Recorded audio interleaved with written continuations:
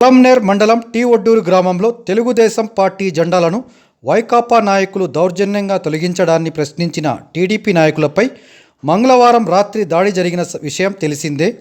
ఈ ఘర్షణలో గాయపడిన తెలుగుదేశం పార్టీ నాయకులను పొలంనేర్ ఏరియా ఆసుపత్రికి చేరుకుని పరామర్శించిన మాజీ మంత్రి ఎన్ అమర్నాథ్ రెడ్డి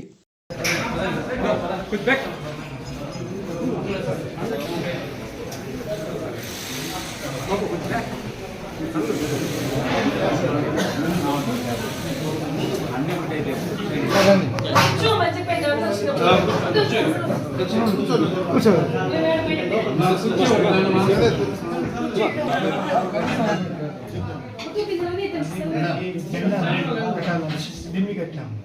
అంతా జెండాలు అయితే ఊర్లో అంతా ప్రోగ్రామ్ ఉంది కాబట్టి మొత్తం జెండాలు అంతా కట్టేసి లాస్ట్ పెయింట్స్ పెట్టేసి మార్నింగ్ కట్టిపోతే జెండా వస్తుంది పెయింట్ కొట్టుకుంటూ ఉంటుంది. అది మన ఇంటి ముందరే కడతాను, వేరే వాళ్ళకి మన ఇంటి ముందరే కడతాను. రోడ్ సైడ్ కట్టుకుంటా ఉంటే కట్టేసాము. అది పెయింట్ కొట్టుకుంటే ఒక 5 మంది వచ్చారు, 6 మంది వచ్చి జై జగన్ అనేసి వాళ్ళు నినాదాలు చేసుకున్నాను. వాళ్ళు రోడ్లో వాళ్ళు చేసుకుంటుంటే మనం మాట్లాడకూడదు, నేను కామ్గా ఉండిపోయాను. మళ్ళీ వెళ్ళిపోయి మళ్ళీ తిరుగుకొని వచ్చి ఎవరిని ఊర్లోకి రాకూడదు, ఎవడు వస్తాడు, యా నాయకుడు వస్తాడు కానీ కొంచెం వల్గర్గా మాట్లాడాను. ఎవడు రాకూడదు, రాత్రికి మీరు కట్టిన జెండాలంతా రాత్రికి ఏమవుతాయి చూడండి, రాత్రికి మీకు ఏం చేస్తామో తెలుస్తుంది చూస్తాయి అనేసి అసభ్యంగా మాట్లాడాను. అప్పుడు మీరు ఫోన్లో మీరేం తాగేస్తున్నారంటే మన జెండాలు తిరిగాను. ఆ బండికి వాళ్ళు కరెక్ట్ అన్నది అవి తగులుకొని ఈడ్చుకోపోయినారు. బండి జెండాలంతా ఈడ్చుకోకపోతే మేము పోయి మాట్లాడుతాం. పట్టి లాక్కున్నా ఇవి దొరికినారు నా కొడుకు చంపేద్దాము పట్టుకొని లాగి షర్ట్ పట్టి లాగి కొట్టడము, రాళ్ళతో ఇల్లు అడ్డు వేసాం. కరెంట్ మొత్తం ఆఫ్ చేసి మనకు తెలియదు ఆ లైట్లు ఆఫ్ చేసిన విషయం. మన మీద ఇది ప్రోగ్రామ్ ఉంది, కరెంట్ పోయిన వల్ల మనం కట్టుకున్నాను కొట్టి చంపేస్తాము. నన్ను కూడా కింద దోసేసినారు సార్. నన్ను కూడా కింద దోసేసి జుట్టు అంతా పట్టుకొని ఎదరంపై పనిచేసి ఫస్ట్ నన్ను కింద పోయేస్తాడు. మా బాబాయ్ వచ్చినాడు, బిడ్డను కింద పోయేసినారు. ఎత్తదామంటే ఆయన నన్ను ఎత్తే లోపు ఇంకా ఆయన కింద వేసుకొని ఫస్ట్ ఆయన కొట్టేసినారు. మళ్ళీ ఈయన వచ్చినాడు, అట్లే కొట్టేసారు. రాళ్ళు ఆల్రెడీ రాళ్ళు కట్లు అంతా కూడా తెచ్చుకున్నారు, రెడీగా పెట్టుకోండి. ఆల్రెడీ వాళ్ళే 6 మంది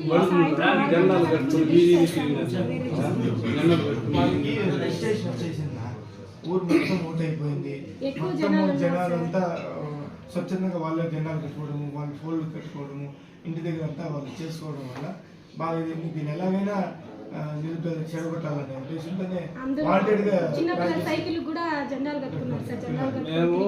మనకి బాగా ఇది ఉంది, రాకూడదు ప్రోగ్రామ్ చెడగొట్టాలా అని వాంటెడ్గా కలిసి ఏమంటే నా పైన వాంటెడ్గా సంబంధాలు ప్రయత్నాలు చేస్తాను. చెడగొడితే ఊర్లేదు అదే మనం కూడా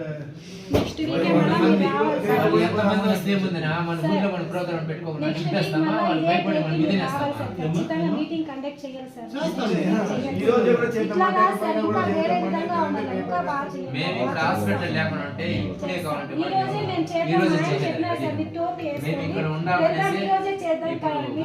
చేద్దామంటే వాళ్ళ నర్సులు ఒప్పుకోలేదు సార్.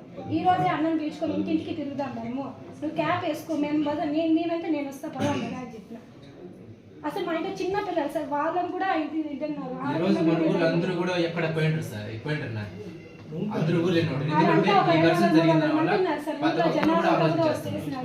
ఇటు పక్క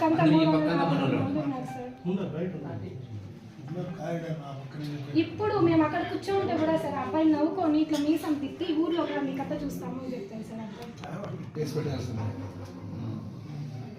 వాడు కడతాడా కట్టడం మన ఇష్టము అంటే కట్టుకొని పెట్టుకొని దాన్ని వదిలి ఇదేదో గలాటా చేస్తే ఊర్లు లేకపోకుండా ఉండడం అనేది వాళ్ళ అవివేకం అంతే. తాగపోతే తనని ఎవరు తాపిస్తే అవన్నీ వాళ్ళ అవివేకంగానే. ఇప్పుడు ఒడ్డూరులో వాడు ఏం చేసేది, అది చిన్నప్పటి నుంచి ఒడ్డూరు అంటే మనకు సొంత లెక్క. అది ఊరు చేసేది ఏమి లేదు, ఊరు చేసేది స్వచ్ఛందంగానే వస్తారు, తెలుగుదేశం పార్టీతోనే ఉంటారు అంతే. అది వాడు మార్చాలంటే వాడి జీవితం సరిపోదు, ఒడ్డూరు మార్చాలి. వదిలే చూద్దాం. ముందు ఇది బాగా చేసుకో మళ్ళీ ఊర్లోకి వచ్చినాక సపరేట్గా పెట్టుకుందాం. మీరేమి ఆత్రపడద్దండి, మనం తప్పు చేయలేదు. మనం పోయింది ఆ ఊర్లో ప్రోగ్రాం మనది. ఈరోజు మనం పోతా ఉన్నాం ఊర్లోకి, అర్థమైనా? మనం ప్రోగ్రాం పెట్టి మనం ఊరిని గీరు మిందేసుకోవాలి. అనవసరంగా ఊర్లోకి మనం వచ్చినప్పుడు వాళ్ళు జెండాలు కట్టుకొని తిరగడం అనేది వాళ్ళ అహంకారానికి నిదర్శనం. అది అర్థమవుతుందా? ఎంత అహంకారం ఉంటే అంత నష్టం జరుగుతుంది వాళ్ళకి, మనకు కాదు. ఇప్పుడు ఈరోజు నేను ఒడ్డూరులోకి రాకపోయినంత మాత్రం రేపు రానా? రేపు రాకపోతే మొన్నాడు రానా? మమ్మల్ని ఒడ్డూరులోకి రానియకుండా అంత మొగోడు లేడు, అంత అవసరము లేదు. వీళ్ళు అనుకుంటే ఆ ఒడ్డూరు వాళ్ళు వీళ్ళు వెనకంటే పోతారనుకుంటే అది కూడా వాళ్ళు అవివేకమే. ఒడ్డూరు ఎప్పుడు తెలుగుదేశం పార్టీని నన్ను ఇడిచిపెట్టిపోరు, అది నాకు తెలుసు. అర్థమైనా? అంత నీ దగ్గర ఉండింది 100% రెండు నన్ను వదలరు, తెలుగుదేశం పార్టీని వదలరు. కాబట్టి మీరు ఎవరు ఆత్రపడద్దండి. ఈ 2 రోజులు వాళ్ళు రెస్ట్ తీసుకొని రాని, 2 రోజులు డిశ్చార్జ్ రాని, నేను మళ్ళీ వస్తాను ఊర్లోకి వచ్చినప్పుడే మాట్లాడతాను.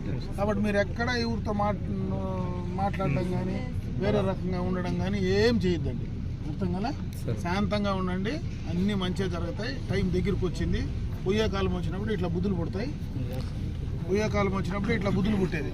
కాబట్టి వాళ్ళకి పొయ్యే కాలం వచ్చింది అని అర్థమైపోయింది. వాళ్ళకి జెండాలు కట్టుకుని మేమేం పోము. నువ్వు ఏమీ మాట్లాడొద్దు. నువ్వు వాడి జెండా వద్దు, మన జెండా వద్దు, మీరు ఏమీ మాట్లాడదని మీ పాటికి మీరు హాయిగా ఉండండి. వాళ్ళు రాని, మళ్ళీ నేను వస్తా ఊర్లోకి. వాళ్ళు కొంచెం తయారై 2 రోజులు గ్యాప్ తీసుకొని రాని, ఆ లోపల నేను ఊర్లోకి వస్తా. మళ్ళీ ఊర్లో తిరిగేటప్పుడు చెప్తాను నేను.